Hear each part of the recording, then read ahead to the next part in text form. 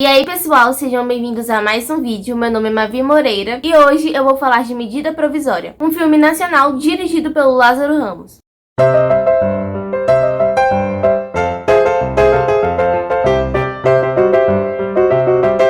Conta a história de André, Antônio e Capitu, ambos resistindo após uma medida provisória lançada pelo governo brasileiro de mandar todas as pessoas negras e pardas de volta para a África. O filme retrata toda essa situação de uma maneira extremamente distópica, como a sinopse revela, e é muito eficiente em tratar isso como algo que não deve ser romantizado de nenhuma forma. Sem sombra de dúvidas, um dos pontos positivos desse filme e que me surpreendeu muito positivamente foi a direção do Lázaro Ramos, que se mostrou muito eficiente, com ângulos que trazem uma certa personalidade do ator e também refletem a opinião dele sobre o tema e com da tamanha delicadeza que ele consegue conduzir as atuações de todo o filme, principalmente do elenco principal. Sem sombra de dúvidas, a atuação que mais me surpreendeu nesse filme foi a do Alfred Enoch, porque ela é muito concisa, ela consegue trazer muita expressividade no olhar, consegue dizer mais do que o próprio roteiro, que não é lá um dos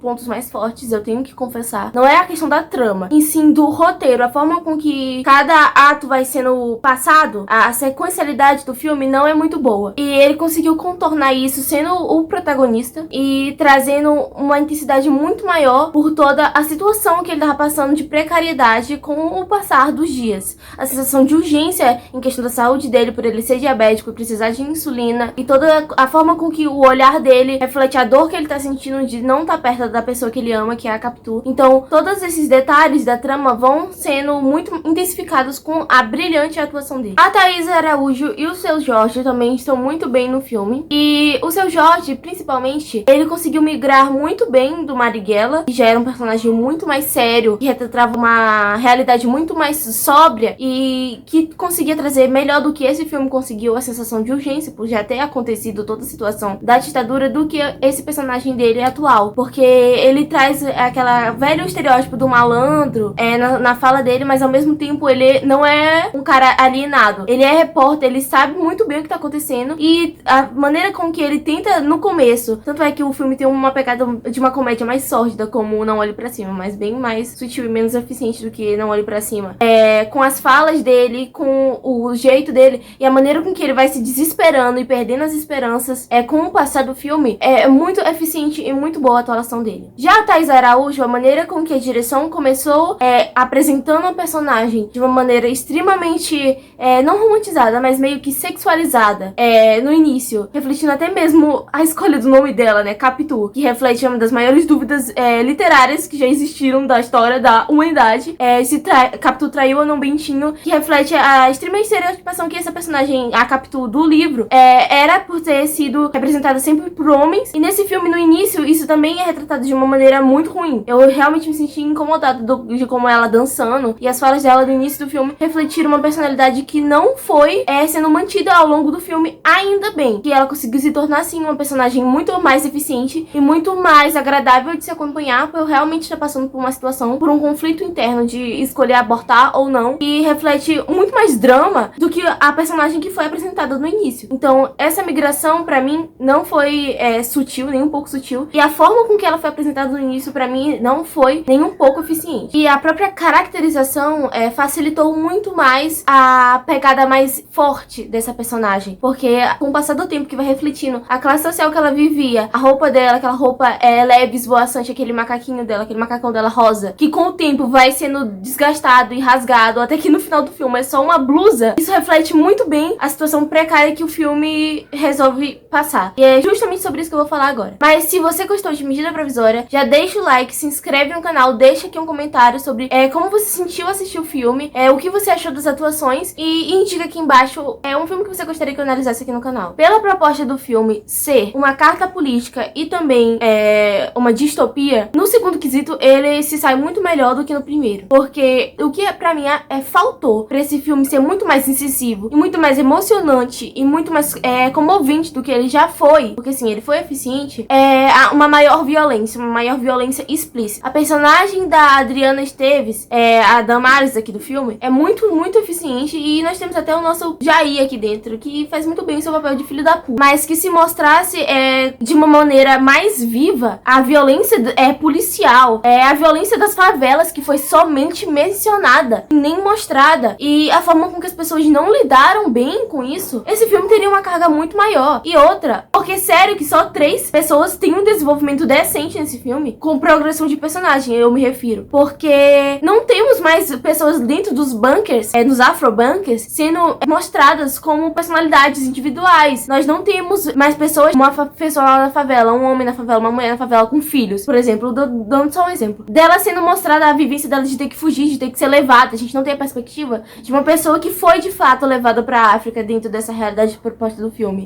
E também a forma com que ele vai, em algumas cenas, equiparando a forma com que, principalmente a forma da morte do personagem do Seu Jorge, com o personagem que era o namorado de uma das pessoas que estava lá no Afrobank, e eles dois morrendo. A mensagem, a proposta que o filme queria passar é que na hora de morrer, na hora de sangrar, todos nós somos iguais. Só que isso tira o poder de persuasão e o poder de comovência que o filme estava se propondo a ter. Porque no Brasil, a gente vive de uma realidade já distópica. Ou seja, abertura para comparações de nós somos iguais, todos nós sangramos, elas podem ser facilmente confundidas com passações de pano, sabe? E que acabam por, de fato, tirar o maior poder de persuasão que o filme poderia vir a ter. A falta de violência mais explícita, a falta de mais gritos ouvidos dentro do filme, fazem com que ele tenha uma carga menor política e um apelo menor à violência. E era isso que precisava ser mostrado, porque é a falta de competência no Brasil que reflete todos os problemas que nós temos. Ou seja, a falta de competência em mostrar, de fato, aquele governo sendo opressor, como o nosso governo anda sendo, tira a grande carga que esse filme poderia ter. E a grande potência do roteiro também. Só pra título de comparação, esse filme me lembrou muito Bacurau enquanto eu assistia. Porque a grande questão de Bacurau, que eu não gosto tanto do filme, é que a mensagem dele por si só é muito boa, mas que ele acaba tentando se comercializar tanto e tentando se expandir tanto pra outros horizontes, pra outros países, visando, obviamente, o mercado americano, que acaba tirando grande carga que esse filme poderia ter. Eles deveriam ter pensado menos, porque o Lázaro Ramos e o Alfred, eles já são caras que já são mais conhecidos lá fora, ou seja, eles já teriam esse apelo maior pros empresários de fora.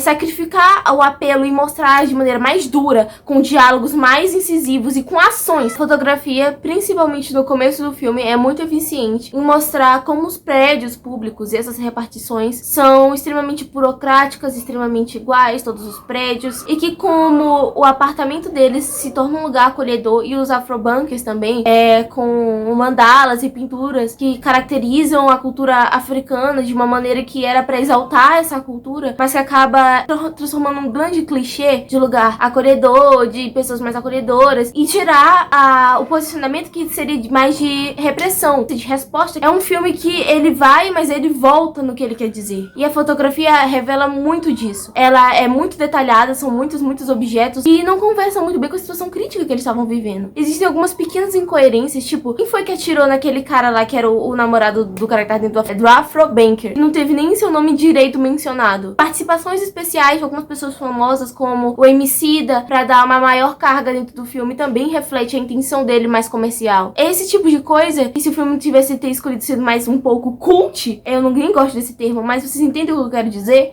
tiram a carga dele. A trilha sonora original do filme, composta pelo Rincon Sapiência, mas também com músicas do Criolo, do próprio Emicida, e da Elza Soares no final, que mostra maior brilhantismo por parte da edição também do filme, são um ponto positivo do filme. É uma trilha sonora reconhecível, porque algumas das músicas presentes, principalmente as músicas ambientes, são músicas conhecidas, famosas. Então é utilizado esse mecanismo para trazer maior identificação com o público e maior comoção também com a história. Então funciona muito bem isso. Algo que eu não posso deixar de mencionar, porque é fundamental pra mensagem do filme, que é o que eu tô tanto batendo na tecla nesse vídeo, é o final. O final do filme, ele é completamente broxante. É essa palavra que eu tenho que usar. É romantizada, como se isso fosse resolver a situação das pessoas que foram mandadas pra África e que estão sofrendo lá dentro, que só foi mostrado isso numa mini reportagenzinha, um mini cortezinho do filme, falando assim, os países da África não estão lidando bem com esses brasileiros e eles vão ter que reduzir os recursos pra eles. Isso só foi falado 1 hora no filme, entendeu? Essa falta de retratação dessas pessoas, que a forma com que as pessoas que ficaram aqui no Brasil vão andando mudando, colocar uma música da Elza Soares não vai resolver a situação que o filme nem se propôs a resolver